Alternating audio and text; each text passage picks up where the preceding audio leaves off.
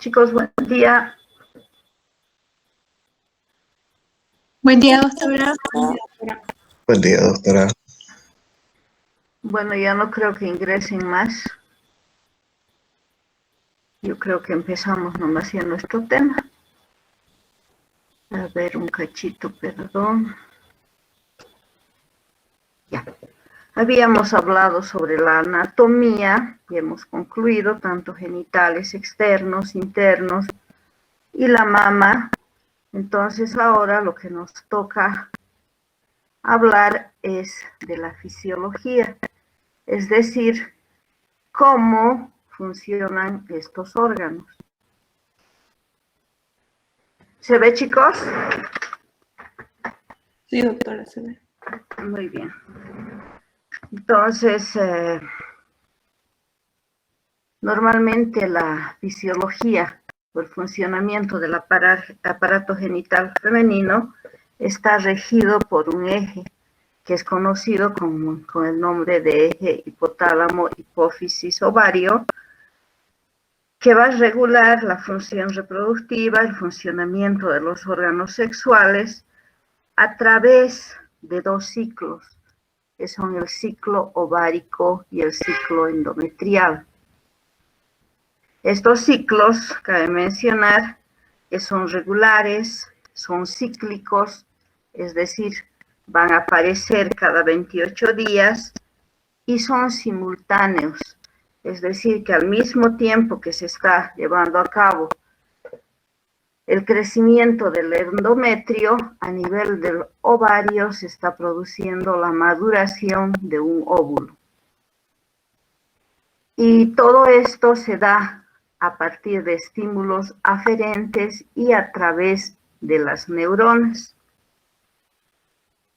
Este eje hipotálamo, hipófisis, ovario está regulado por hormonas, es decir, por las hormonas reguladoras de gonadotrofinas, que estas hormonas van a actuar en los distintos niveles, es decir, sobre el hipotálamo, produciendo la síntesis de las hormonas hipotalámicas, y posteriormente estas hormonas van a actuar sobre los ovarios.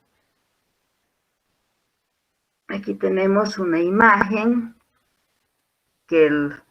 acá tenemos el hipotálamo que va a producir la liberación de las hormonas reguladoras de gonadotrofinas, va a actuar sobre la glándula, la hipófisis o glándula pituitaria, y esta, a través de la secreción de hormonas, va a actuar sobre los ovarios, y a nivel de los ovarios que va a producir también la producción de otras hormonas que son los estrógenos, la progesterona, y van a ir a actuar sobre el útero. El mecanismo de regulación de la función reproductora está a cargo de los mecanismos que son conocidos con el nombre de feedback o mecanismos de retroalimentación. Y tenemos dos tipos de mecanismos de retroalimentación. ¿A qué se refiere? Que el aumento de hormonas a nivel sanguíneo va a disminuir su secreción a nivel hipofisiario. Aumenta y disminuye negativo a la inversa. La disminución de los niveles sanguíneos de sustancias hormonales disminuye y va a provocar la liberación de otras hormonas. En este caso tenemos, vuelvo a repetir, el feedback negativo. Recordemos un poco, posiblemente ya hayan llevado en neurología o en anatomía también, cuando han hablado del sistema nervioso, ¿qué es el hipotálamo? El hipotálamo es parte del diencéfalo y se encuentra en la parte más inferior del tálamo. tiene la forma de un infundíbulo, es decir, de un embudo, y forma parte del piso anterior del tercer ventrículo. Está constituido principalmente por el quiasma óptico, el tuber cinerum y la eminencia media, que es donde vamos a encontrar las hormonas liberadoras de gonadotrofinas. Este hipotálamo, aquí tenemos una imagen donde ya habíamos hablado qué función tienen, liberan a nivel de la hipófisis dos hormonas que no son importantes en ginecología: la folículo estimulante, la hormona luteinizante y la prolactina, sobre todo cuando la mujer está embarazada. Entonces, a través de la circulación portal, portohipofisiaria, esta secreción de gonadotrofinas va a favorecer la liberación de las hormonas que había mencionado posteriormente sobre el ovario. Y aparte de esta acción, se dice que regula la temperatura corporal, regula la sed, el hambre y la conducta sexual, entre sus principales funciones.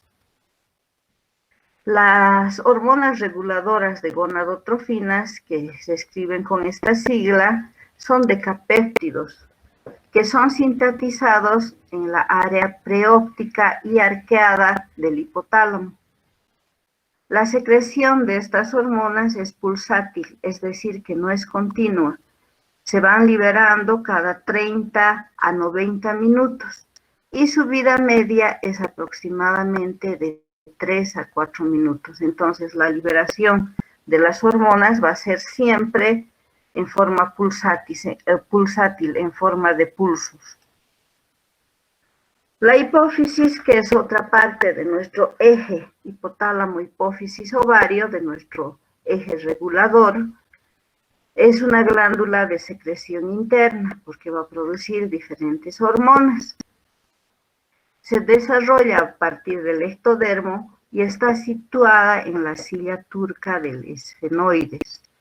En la hipófisis, ustedes recuerdan muy bien, encontramos dos partes: la hipófisis anterior o adenohipófisis y la hipófisis posterior, conocida también como neurohipófisis.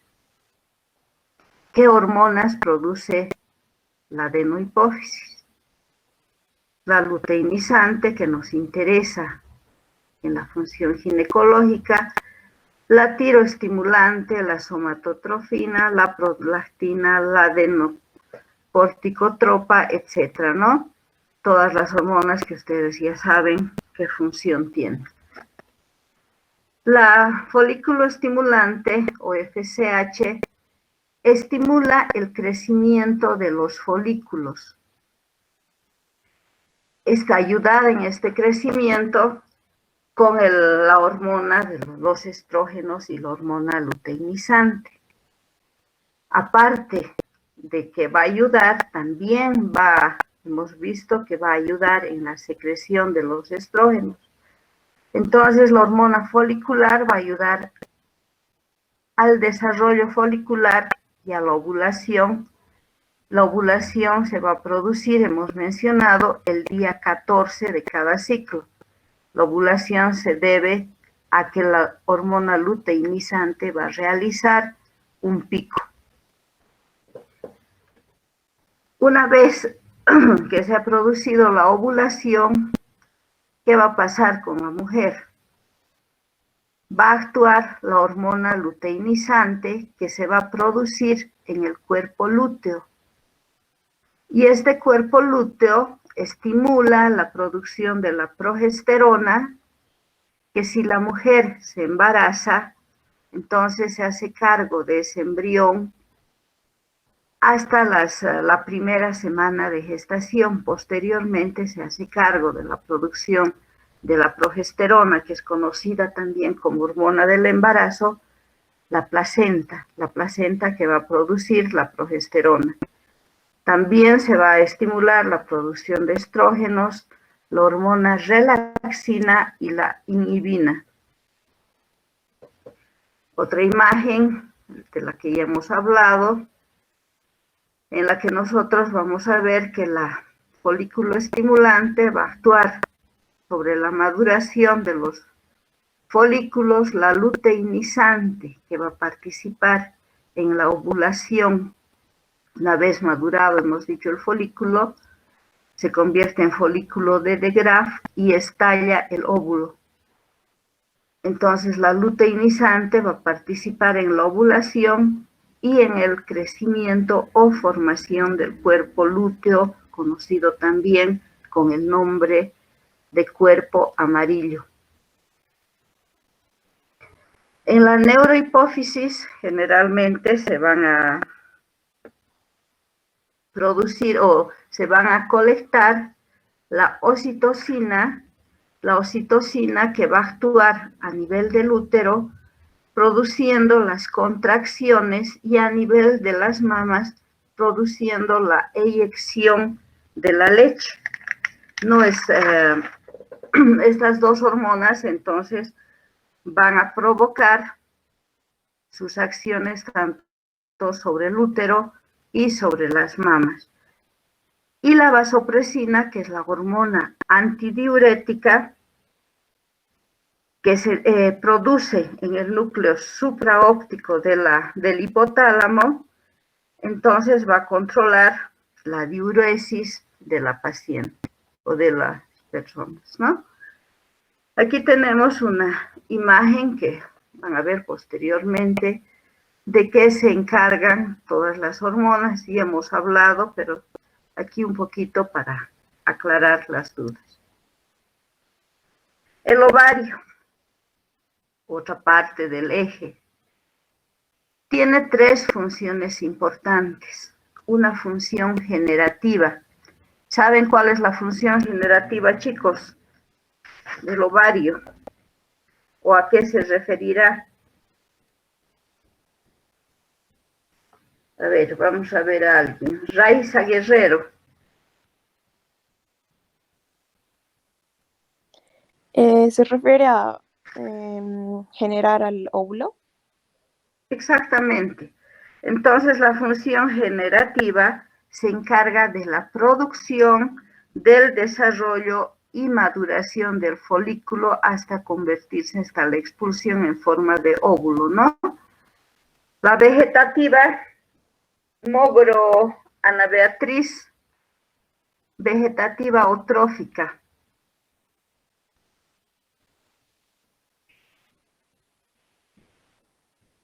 No sé, doctora, no. ¿Trófica qué es? Que se dirigen hacia un órgano en específico. No, trofismo es crecimiento. Entonces, en esta función ayuda al crecimiento del aparato genital femenino. Entonces, gracias a los ovarios, la mujer va a tener el desarrollo del útero, de las trompas, y la somática, que se va a referir, va a ejercer su función sobre los órganos responsables de los caracteres sexuales secundarios, cuáles serán el vello púbico, la voz, el psiquismo, etcétera, ¿no? Entonces, gracias al ovario y principalmente a la producción de las hormonas, entonces se van a producir estas tres funciones. Las hormonas hemos mencionado que son los estrógenos y la progesterona. Habíamos mencionado que la regulación de este ciclo es en forma pulsátil. Entonces se va liberando impulsos, todas las hormonas actúan de este nivel. Sobre el útero, hemos visto que va a realizar que los órganos de la reproducción, sobre todo el útero, crezca, y la Progesterona, habíamos mencionado también, que es el órgano, o diré la hormona del embarazo, entonces va a preservar justamente este embarazo. Cuando hay una amenaza de aborto, de parto pretérmino, nosotros hacemos como tratamiento para evitar que se produzca la eliminación del producto, el uso de la progesterona. Y ambas hormonas también van a actuar sobre los órganos y los sistemas extragenitales. En el útero, estas hormonas, aparte de tener su acción trófica, van a actuar sobre la mucosa endometrial, es decir, sobre la capa interna, la que se va a descamar con la menstruación cada mes. Y para concluir nuestro eje hipotálamo-hipófisis ovario, decimos cuáles son las interrelaciones del eje hipotálamo-hipófisis ovario. Esta interrelación se produce a 5 niveles.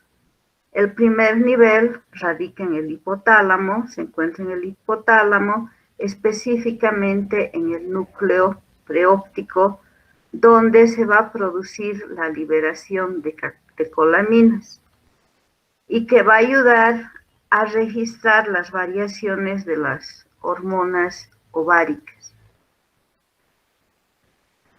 El segundo nivel también se encuentra en el hipotálamo, en el área hipofisotrópica, a nivel de la eminencia media, donde se va a liberar los factores liberadores de gonadotrofinas.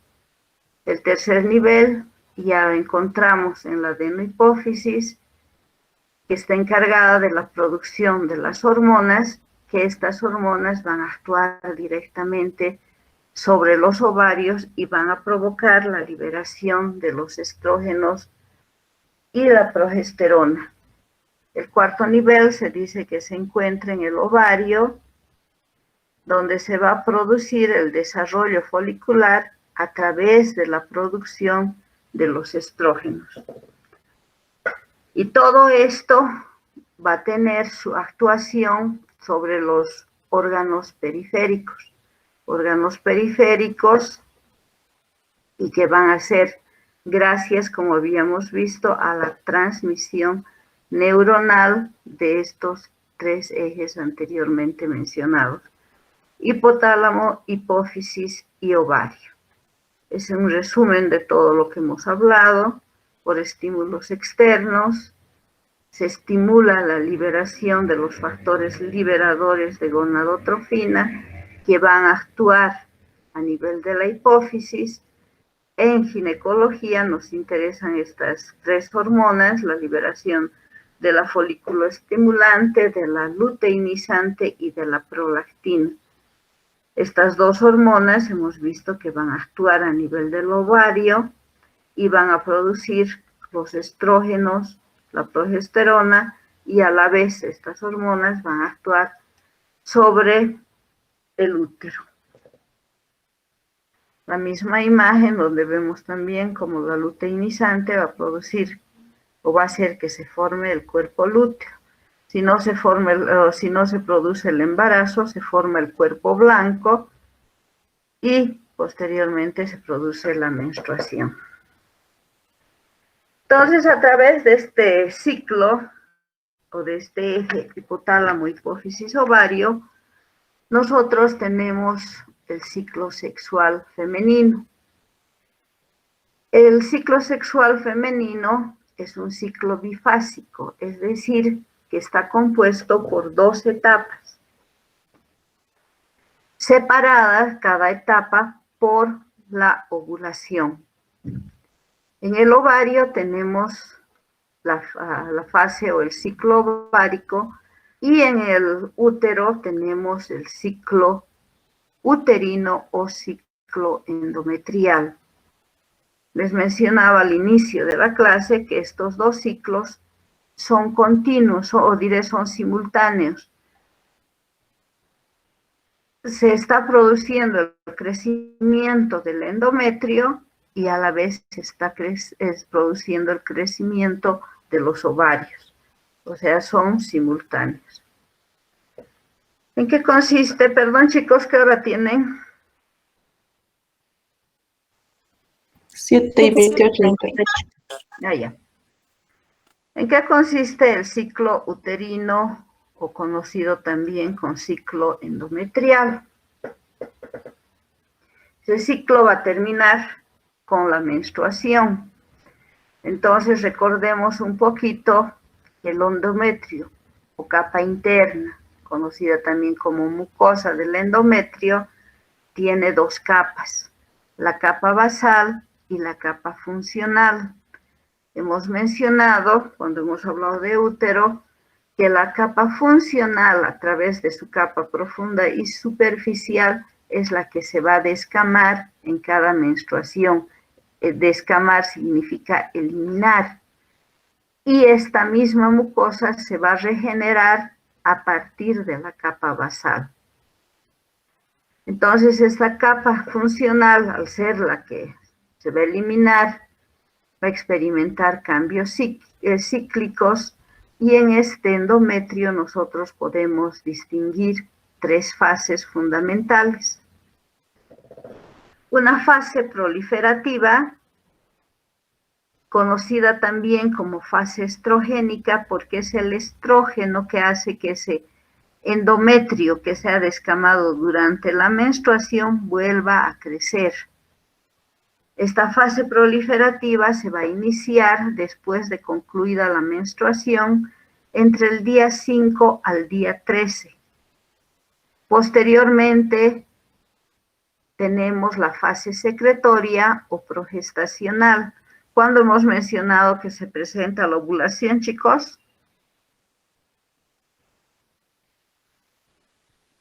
El día 14, doctora. El día 14 en un ciclo que dura 28 días. Entonces, esa fase progestacional se va a iniciar desde el día 14, desde el día de la ovulación al día 28. Y la fase menstrual o de disgregación que se inicia del día 1 al día 4. Entonces, primero la de disgregación, empezamos por la fase proliferativa y la fase secretoria. Fase secretoria o progestacional, porque el cuerpo lúteo hemos mencionado que va a hacer que esta hormona se produzca y haga que ese endometrio se prepare para recibir o para albergar al huevo o cigoto. Una imagen de lo que pasa en nuestro endometrio. Aquí tenemos los primeros 5 días en que se va a producir la eliminación. Posteriormente, este endometrio eliminado se va a volver a regenerar y va a empezar, va a formar glándulas que van a producir la progesterona y esas glándulas van a nutrir a nuestro embarazo. El día 14, la ovulación. Una imagen en que ambos ciclos son simultáneos. Aquí se está produciendo el crecimiento de ese endometrio. Arriba se está produciendo el crecimiento de los óvulos, la maduración folicular. Y gracias a ambos ciclos, a las hormonas, tanto estrógeno como progesterona.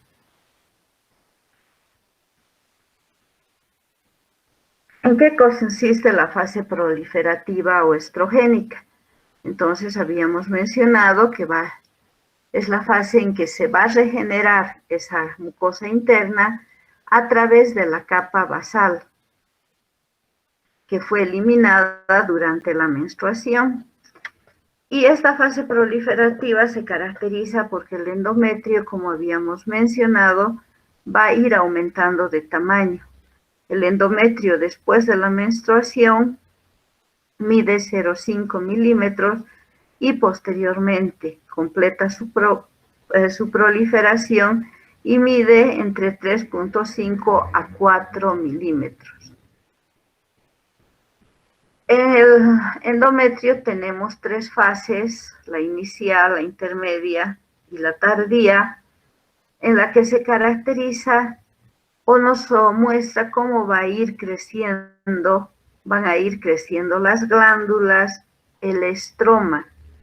Se dice que el día 4 a 7, estas son las glándulas son rectas y están revestidas de epitelio cilíndrico. El estroma es denso y tiene múltiples células. En la segunda etapa, que está dada entre el día 8 a 10, ese endometrio va creciendo más, las glándulas ya se van haciendo onduladas y el estroma ya presenta un edema superficial. La etapa 3, que es la fase de conclusión, donde termina de proliferar nuestro endometrio, estas glándulas ya están completamente enroscadas y el estroma es denso y superficial. ¿Para qué nos sirve conocer estas etapas de las distintas fases del endometrio? Puede ser que nuestra paciente se altere cualquiera de estas etapas y no llega a presentarse la segunda fase, o sea, la fase producida por la progesterona, y nuestra paciente puede sangrar durante todo el mes.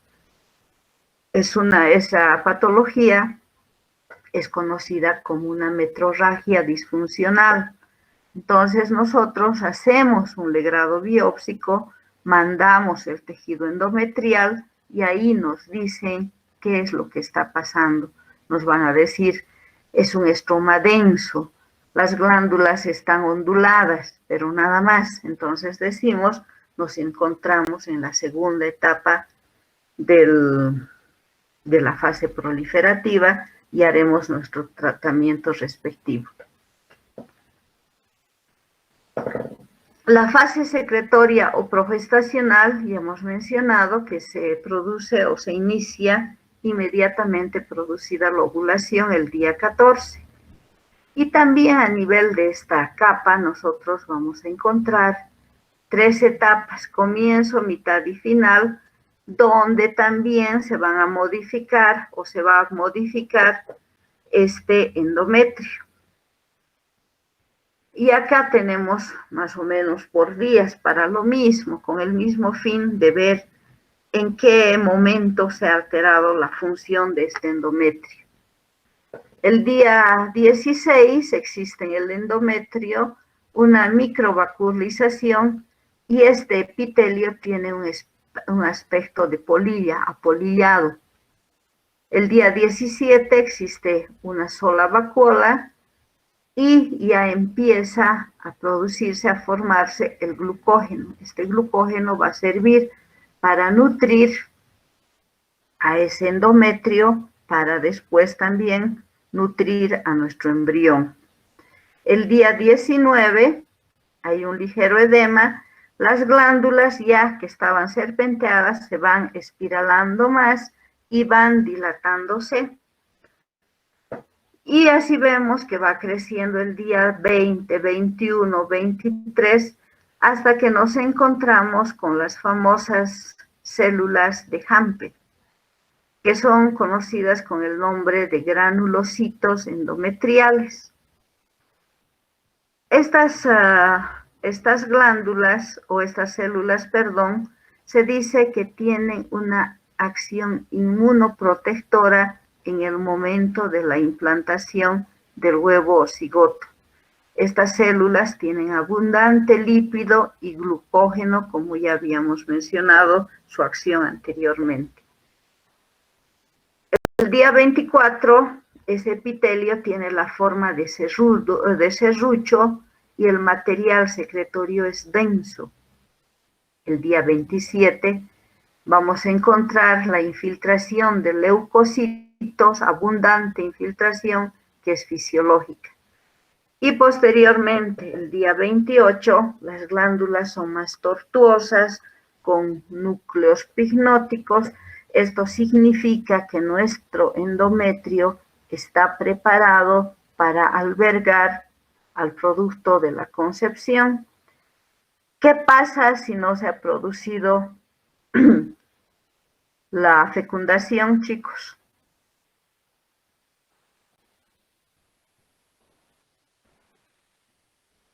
Cualquiera. ¿Se da la menstruación, doctora? Se produce la menstruación. Entonces, todo este endometrio que se ha preparado para recibir a ese huevo cigoto, entonces se va a descamar, se va a eliminar mediante la menstruación.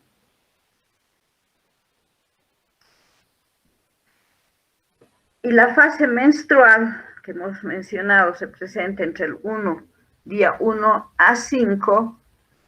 Ustedes bien saben que la menstruación es una hemorragia periódica cíclica, es decir, que se va a presentar cada 28 días con un margen de más o menos 7 días.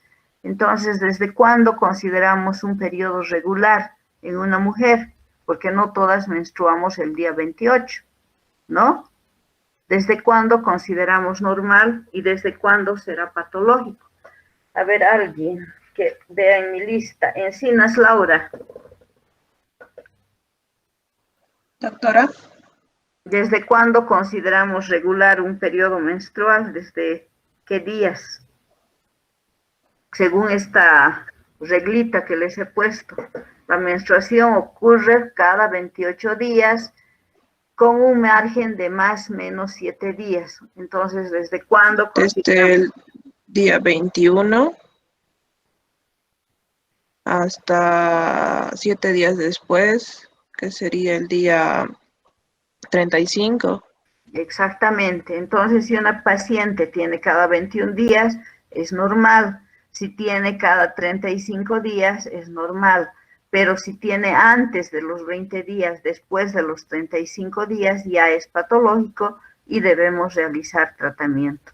Y justamente el tratamiento se deberá, o diré la alteración, o esta patología se debe a la alteración de nuestro ciclo endometrial o de nuestro ciclo ovárico.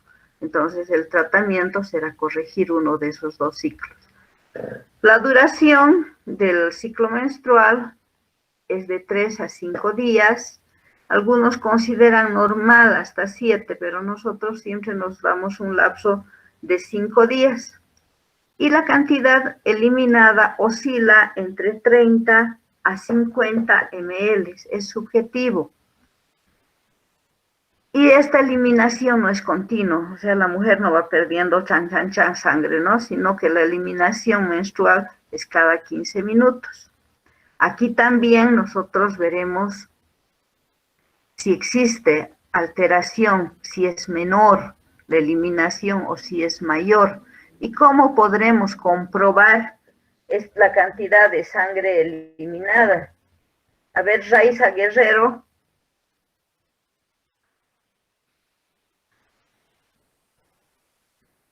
¿Está Raiza? Sí, doctora. La paciente viene, doctora, me desangro en cada periodo menstrual. ¿Qué le preguntaremos? ¿Cómo comprobaremos esta cantidad de sangre eliminada?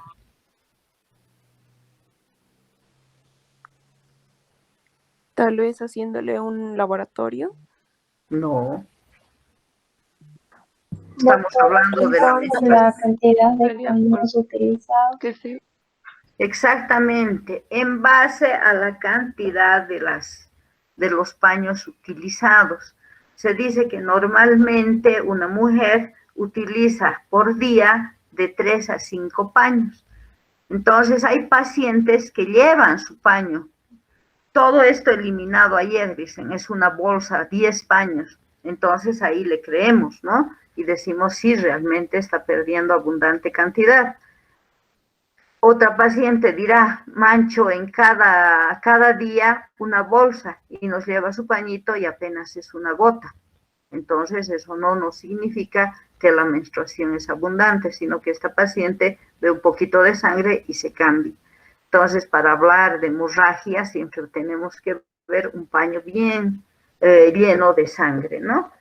Y el contenido de la sangre menstrual, entonces tiene moco, tiene trozos de endometrio, que nosotros vamos a ver en algunas pacientes como pedazos de carne, y elementos del contenido vaginal, que son las bacterias que se encuentran normalmente y que van a dar ese olor característico, ¿no? La sangre menstrual es incoagulable por una enzima que se denomina plasmina, que hace que ésta no se coagule. La hemostasia, es decir, que pare el sangrado, está dado gracias a las contracciones uterinas. La menstruación viene del latín menstruos, que significa mensual, y se produce cuando no se ha producido la nidación del producto de la concepción, que se produce generalmente el día 7 en forma de blastocisto. La menstruación también se conoce como el llanto del útero. El llanto del útero, ¿por qué? Porque ha fracasado, no ha habido embarazo. Entonces ese útero que está, en otras palabras, nacido para albergar al producto, no ha habido y llora y se descama, ¿no? Bonita comparación. Entonces, si no ha habido embarazo, se produce la involución del cuerpo amarillo, se forma el cuerpo blanco y descienden los niveles de estrógeno y progesterona.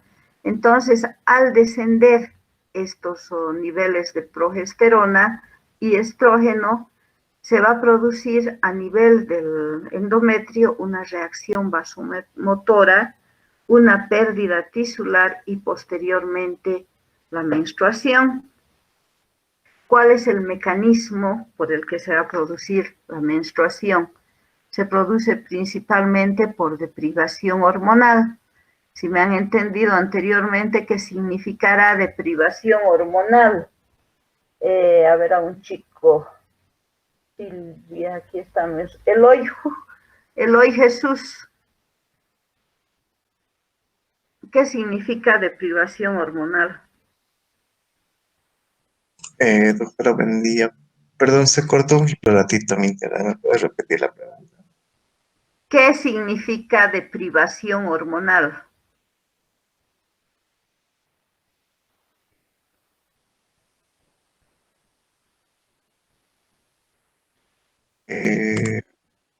Deprivación.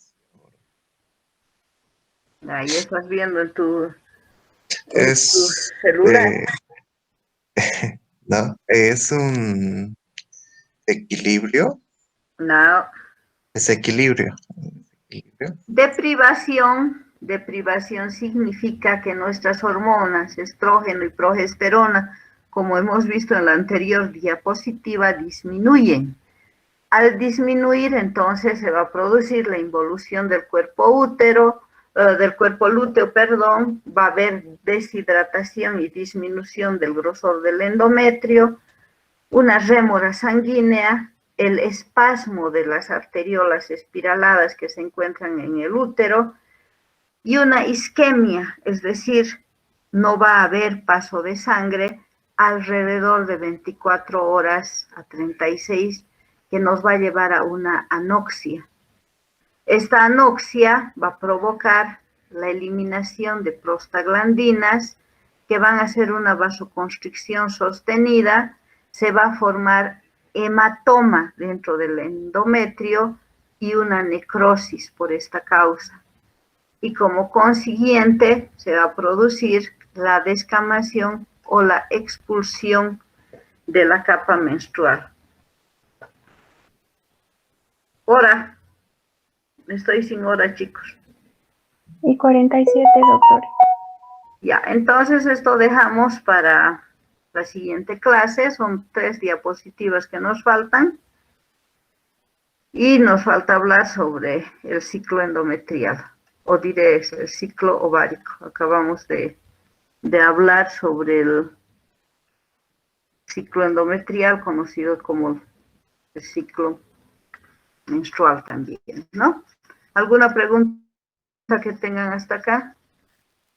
Doctora, ¿cuánto de sangre contiene una toalla higiénica? Tendríamos que pesar, eso sí podemos pesar, ¿no?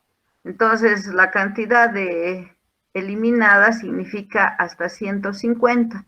Eso 150 significa más o menos media taza de las de tomar té, ¿no? Eso es lo que eliminan normalmente. Gracias. ¿Alguna otra pregunta, chicos? Doctora, cuando utiliza copa menstrual, ¿cuánto más o menos es? La copa menstrual sirve justamente para recolectar la sangre, ¿no? Que se introduce a nivel dentro de la vagina, a nivel del cuello del útero. Entonces ahí vamos a ir midiendo exactamente, pero imagínense tener una copa dentro de la vagina, es algo incómodo, por eso que no ha surgido, no ha evolucionado esta práctica. Por ejemplo, en nuestro medio no tenemos esta copa menstrual. Sí, la literatura nos habla de la copa menstrual, pero yo creo que ninguna mujer se pondría una copa, podrá ponerse un tampón, o utilizará su toallita, ¿no? Ahí sí nos podemos ver la cantidad de sangre eliminada durante el día. ¿Alguna de ustedes se pondría, chicas, esa copita? No creo, ¿no ve? Otra pregunta, chicos.